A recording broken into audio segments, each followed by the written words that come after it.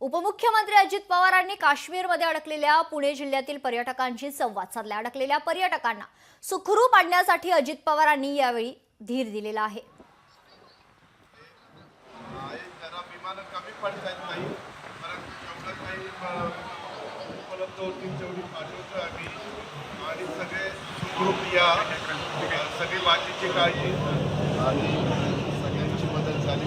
मोहर्णी पण विमानाच्या करता आपण त्यांच्याकडे पाठपुरावा केला, त्या खात्याचे मंत्री त्यांनी विमानं दिली, पण जेवढी पाहिजे होती तेवढी नाही मिळाली।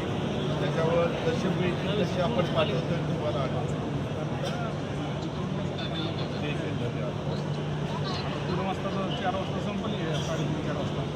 नमस्कार नमस्कार, या लवकर या, सुखरूप या। लोकशाही मराठी ऐका, पहा, जागरूक रहा।